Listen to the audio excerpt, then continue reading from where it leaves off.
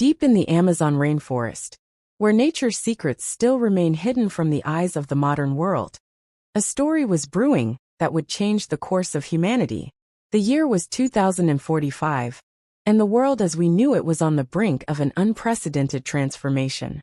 Technological advances had taken civilization to unimaginable heights, but they had also created chasms of inequality and conflict that threatened to tear apart the very fabric of society.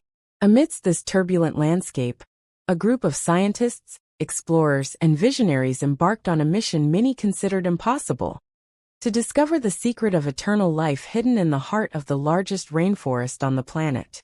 The expedition was led by Dr. Isabel Mendoza, a brilliant molecular biologist whose career had been dedicated to the study of cellular aging processes. At 45, Isabel had accomplished more in her field than many scientists do in a lifetime, but she felt her greatest discovery was yet to come.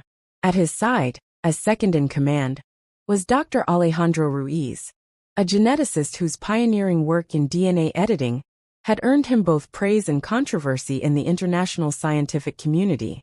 The team was rounded out by an eclectic mix of specialists: Maria Lopez, a botanist with an encyclopedic knowledge of Amazonian flora; Juan Carlos Fernandez, an anthropologist specializing in the region's indigenous cultures; and Elena Torres, a robotics engineer whose creations had revolutionized the exploration of inaccessible terrain. Each of them brought with them not only their professional experience, but also their own hopes, fears, and personal motivations to embark on this potentially deadly adventure. The base camp was set up in a clearing beside a meandering river. Its crystal-clear waters, the jungle, however, seemed to watch them with age-old patience, as if it knew that its secrets would not be easily revealed to these intruders from the outside world. As they ventured deeper into the jungle, the challenges multiplied. Torrential rains turned the terrain into a treacherous quagmire. Voracious insects constantly harassed the team, and dense vegetation seemed to close off every path they managed to open. But what most disturbed the explorers were the strange, disturbing nocturnal sounds that did not correspond to any known species of Amazonian fauna. It was during one of these nights, when the team gathered around a campfire to share their findings of the day, that Juan Carlos shared a legend he had heard from the natives of the region. According to the story, deep in the heart of the jungle there existed a sacred place, known as the Garden of Eternity, where the laws of time and death held no power. Those who managed to find this place and drink from its waters were said to be granted eternal life, but the price to pay was high. They had to give up everything they had ever loved in the outside world. The legend sparked the team's imagination. Isabel and Alejandro saw in it the possibility that there was some unique biological component to the region that could explain the supposed rejuvenating effects. Maria wondered what kind of plants could grow in such a place, while Elena speculated about possible geological or electromagnetic anomalies that could alter the perception of time in a specific area. However, it was Juan Carlos who warned about the dangers of chasing such a legend. Every culture has its myths about immortality, he explained, but often these stories are warnings in disguise. The quest for eternal life has driven many to madness or fates worse than death itself. Despite the warning, the expedition continued onward, driven by a mix of scientific curiosity and the tantalizing possibility of making a world-changing discovery. As they ventured deeper into the jungle, they began to notice subtle but disturbing changes in their surroundings. The vegetation grew ever more lush and strange, with flowers of impossible colors and shapes that defied known botanical classification. The animals they occasionally sighted seemed larger and more vigorous than normal, as if old age had no effect on them. But most disturbing were the changes the team was beginning to experience in themselves. Isabel noticed that the wrinkles around her eyes, which she had begun to accept as an inevitable part of aging, seemed to be fading. Alejandro, who had been battling receding hairline, was shocked to see his hair growing back with youthful vigor. Maria, who suffered from arthritis in her hands from years of fieldwork, found she could move her fingers without pain for the first time in decades. These changes, rather than bringing joy to the team, filled them with growing unease.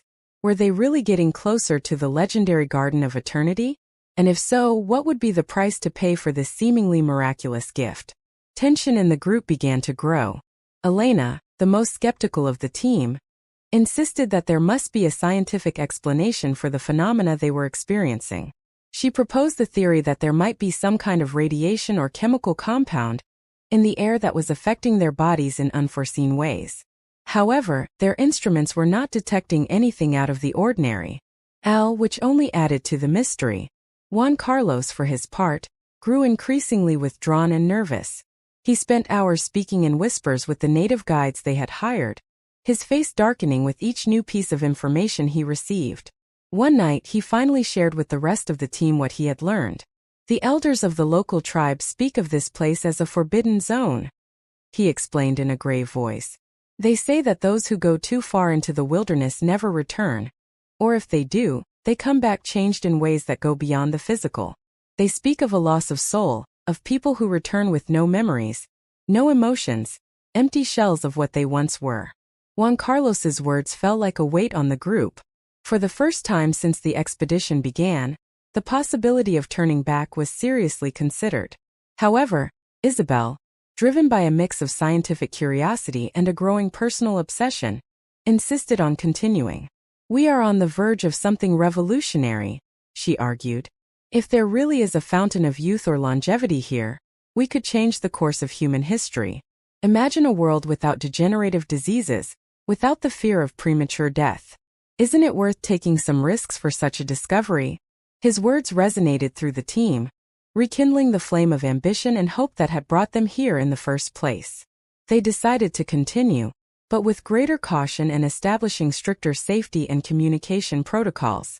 As they moved forward, the landscape continued to transform in astonishing ways. Trees reached impossible heights, with trunks so wide that not even 10 people holding hands could encircle them. Luminescent flowers glowed in the dim undergrowth, emitting soft flashes that seemed to communicate with each other. The air itself seemed charged with a palpable energy, a force that could be felt in every breath. It was Elena who first noticed the patterns.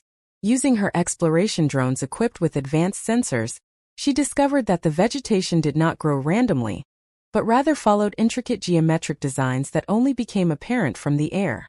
These patterns seemed to converge on a central point, as if the entire jungle were a gigantic living mandala. It's as if the entire jungle were a gigantic living mandala, Elena murmured, as she showed the images to the rest of the team. And I think it's guiding us toward something. The revelation added a new level of tension to the expedition.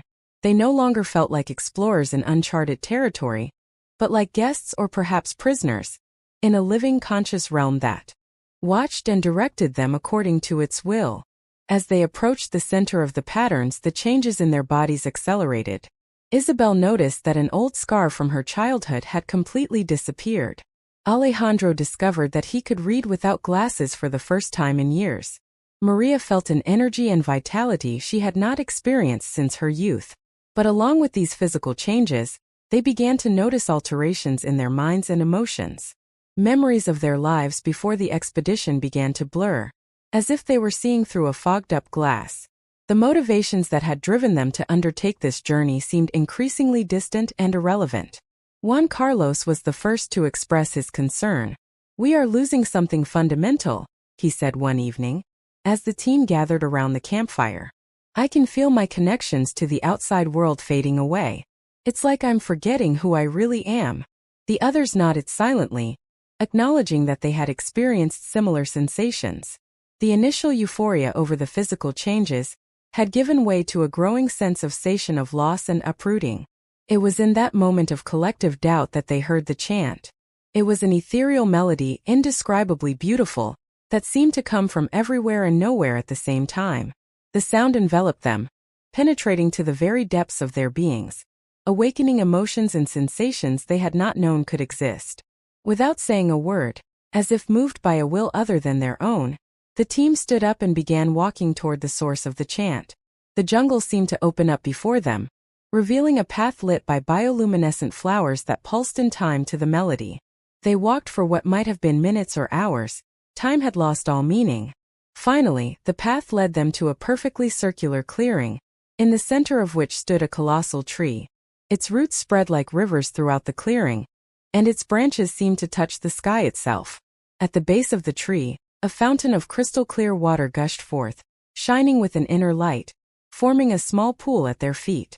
The singing came from the tree itself, or perhaps from the water, or perhaps from the earth beneath their feet. It was impossible to determine its exact source. What was clear was the message it conveyed. They had arrived at their destination. They were in the heart of the Garden of Eternity. Isabel was the first to approach the pool. Her reflection in the water showed her as she had been 20 years ago, at the height of her youth and beauty. She reached out a trembling hand toward the surface of the water, but stopped just inches from touching it. "What are we really doing here?" she asked, her voice barely a whisper. "Is eternity worth it if we lose everything that makes us who we are?" Alejandro approached her, placing a hand on her shoulder. "We came looking for answers, but perhaps the questions were more important than any answers we could find." Maria knelt by the pond, observing the plants growing around them, species that defied all known classification. "Life always finds new ways to surprise us," he murmured. "Maybe true eternity is in constant renewal and change, not in remaining static forever." Elena, who had been scanning the area with her devices, turned them off with a sigh. "There are things that science can't explain yet," she admitted. "And maybe we don't need to explain them to appreciate their beauty and mystery." Juan Carlos was the last to speak, his voice heavy with emotion. "Every culture has its myths about immortality for a reason. Not because it's something we must attain, but because it reminds us how precious our finite existence is. Every moment is a gift because it doesn't last forever." As the team gazed out at the pond and the majestic tree, they felt like they were on the verge of a momentous decision. They could drink from the water and embrace the promise of eternal life, or they could turn their backs on this gift and return to the world they knew, with all its imperfections and ephemeral beauty. The tree's song changed subtly, as if responding to their thoughts. It was no longer a seductive call, but a gentle reminder of all they had left behind. Families, friends, dreams, and unfinished projects. Images of their loved ones appeared on the surface of the water, smiling, awaiting their return. Isabel was the first to step back, away from the pond. "I came here looking for the key to defeat death," she said. "But now I understand that death is what gives meaning to life. Without it, what would each day, each experience be worth?" One by one, the other team members nodded, stepping back as well. The decision was not made with words, but with looks of mutual understanding and a silent agreement. Takashi Mori's journey of transformation did not end with his conversation. In truth, it was just the beginning of a new phase of its life. Journey full of challenges, discoveries, and a renewed purpose. At 75 years old, Takashi was widowed by a miss he never imagined, sharing his experience and new faith with the world he knew as a master of traditional martial arts. "The first challenge I saw from some of my oldest students. Many times they were shocked with the radical change of their sensei. Some will accuse him of bringing his roots, abandoning the ancestral wisdom of Bushido and Shintoism." Takashi faced smells of disapproval, whispers in the dojo corridors, and even direct confrontations. "Sensei," said Hiroshi, his most dedicated student, "how can you abandon everything that you taught us for so many years? The warrior's path is our life." Takashi responded with a calm that he surpreended at himself. "Hiroshi, do not abandon the path of the warrior. I barely discovered that the true battlefield is not outside of us but inside. The biggest fight we are fighting is against our own ego, our own escurideo."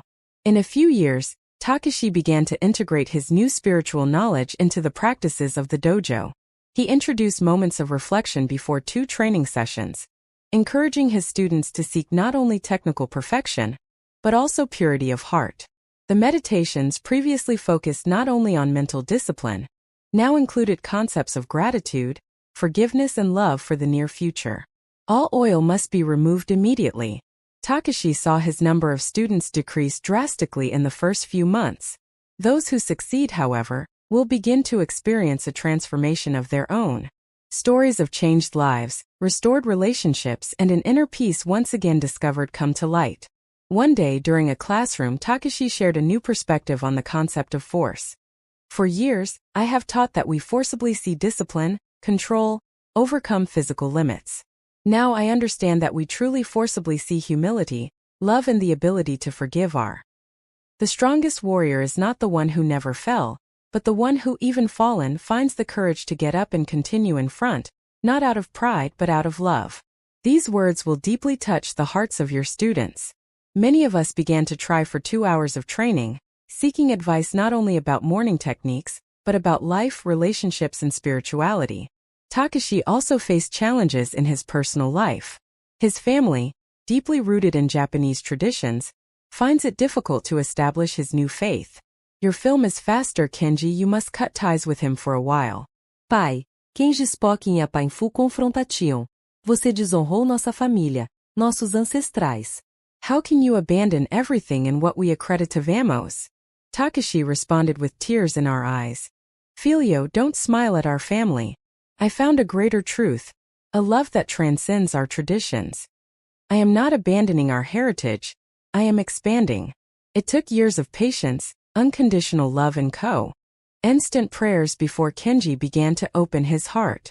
The reconciliation he saw slowly, but when he saw it, it was profound and transformative.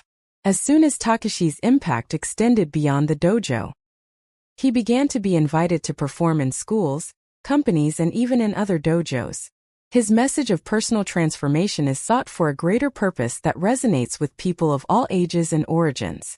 In these lectures, Takashi shares, I spent most of my life looking for perfection through discipline and control. I believed that this would make me invincible. But it was only when I saw myself completely vulnerable, face to face with my own mortality, and with the void of my existence, that I found a true force. It's not about being invincible. It's about finding peace in our fragility. These words will deeply touch a young executive on the stage. Opposed to the four, I try you, Takashi, with tears in our eyes. Senor Mori, he said, your words, and how do you spend your life in my life? I have searched for success and reconfirmation tirelessly, but I feel more empty with each conquest. How can I find that greater purpose that you mention? Takashi smiled gently and responded. The first step is to realize that there is something greater than ourselves. The second step is to be willing to surrender to that something greater. It is not an easy journey, but it is the most rewarding one we can undertake. As his new museo expanded, Takashi began to write. His first book, Dojo Ao Divino, A Jornada de Guerrero Espiritual, turns into an unexpected bestseller. Nelle, Takashi merges the principles of Bushido with the teachings that he had discovered in his new faith, creating a unique bridge between East and West, tradition and innovation. The book attracted both praise and criticism. Some will accuse us of diluting the Martian traditions, while others will celebrate by creating a new perspective on modern spirituality. Takashi faced every criticism with grace and every praise with humility.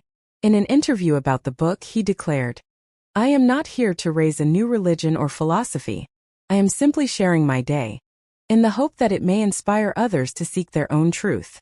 The path I have found may not be for everyone, but searching for universal meaning and purpose. As the years passed, Takashi's dojo transformed. It was not just a physical training facility, but a holistic development center. Meditation classrooms, philosophical studies, and voluntary work in the community become an integral part of the curriculum. One day during a training session, one of my younger students asked, Sensei, how can we apply these spiritual teachings in our daily lives? Sometimes it seems so distant from the reality we face. Takashi reflected. Take a moment before responding. Everyday life is the true field of training. Every interaction, every challenge, every moment of frustration or joy is an opportunity to practice what we learn here. When you get irritated in transit, practice patience. When someone offends, practice or lose. In need, practice with companionship. This is how we transform our practice into a way of life. As his influence grew, Takashi was invited to participate in interreligious dialogues. His unique perspective, combining Oriental knowledge with his new faith, offered a valuable bridge between different traditions. In one of these encounters, he surprises everyone and says, I am not here to convince anyone that my path is the only path. I am here to show that all the paths that we seek for truth, love, and companionship eventually converge. Our task is not to prove that we are certain, but to live in one way. May it inspire others to seek their own truth. These words will have a profound impact, opening doors for more open and respectful dialogues between different religious traditions. In his 80s, Takashi faced another health challenge. This time I was diagnosed with a cancer in an advanced stage. The news spread quickly among its students and followers, causing shock and concern. We very much hoped to see Takashi attacked, questioning his faith during this trial. Once again, he faced the task with a serenity that inspired everyone around him. In a message for your students it says, "My dear ones, do not fear for me. This gift is just another opportunity to practice what I have taught. Life is precious, more transitory. What matters is not how long we live, but how we live each moment that is given to us. I am at peace, knowing that I lived a full life and that my day does not end here." During his treatment, Takashi continued to teach and inspired same as the hospital Lido. He transformed his room into a place of pilgrimage, where people of all cities and origins seek guidance and comfort. A nurse, touched by the peace that emanated from Takashi himself in his most difficult moments, asked, "How can you be calm in the face of so much pain?" Takashi smiled and responded, "My dear, the peace I feel does not come from myself. Let me know that I am loved unconditionally, that my life has a greater purpose that transcends this physical body. Love is real, but love is more forte." Surprising everyone, Takashi recovered. The doctors failed to deliver a miraculous remission, but for Takashi, it was simply more confirmation that his journey had not yet ended. After his recovery, Takashi felt a challenge to expand his mission across the borders of Japan. Now 2 years old, he embarked on a series of international trips, carrying his message of spiritual transformation to various countries. In each place he visited, Takashi adapted his message to the local context, always looking for points of connection between his experience and the local culture. In India, he talks about how his spiritual journey is based on the search for Atman. In Latin America, it is related to the idea of spiritual surrender, as the concept of surrender, present in many local traditions.